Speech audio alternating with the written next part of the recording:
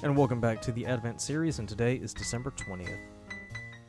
The church year can be divided into numerous seasons: Advent, Christmas, Ordinary Time, Lent, Easter, and Pentecost. It's a nice way to keep things organized and help us figure out what we're doing that time of the year.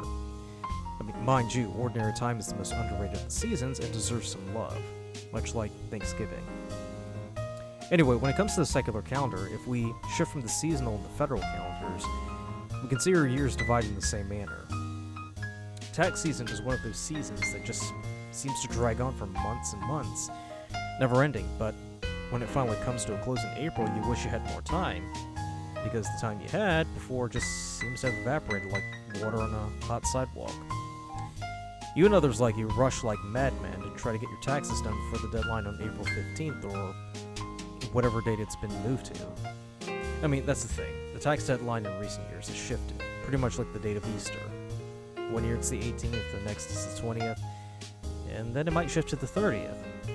It's generous, I grant you that, and it's welcome, but still, it's no excuse to not get things done at the last minute.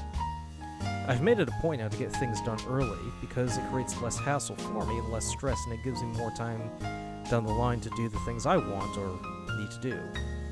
But procrastination is very much a national pastime, and we've yet to overcome it.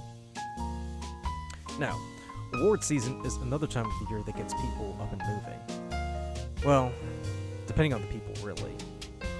I used to be all over that as a kid. I had to tune into ABC just to watch the Oscars and Golden Globes with eyes in awe. Not so much these days. But award season is one of those things that are sprinkled throughout the year, catering to different tastes in the arts. And regardless of ambivalence, there is some vested interest when a certain musician or movie doesn't get the nomination or award, and you huff and puff the next day crying foul over the injustice. And let's face it, award season makes the news every year, whether good or bad. The award season may be trifle, but when you get down to it, we all have a dog in the fight in one form or another. The way we celebrate is as diverse, from simply tuning in to having watch parties. And unlike tax season, we go all out to plan things down to the smallest detail because everything needs to be perfect. If only we applied this to every aspect of life. Tax and award seasons are the two big seasons that dominate our lives. One a necessity, the other a luxury. I mean, sports season is a whole different beast that has a much stronger pull, and I'll tackle that at a later date.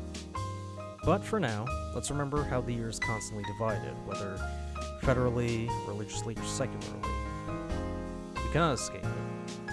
It's a part of our condition, however artificially imposed.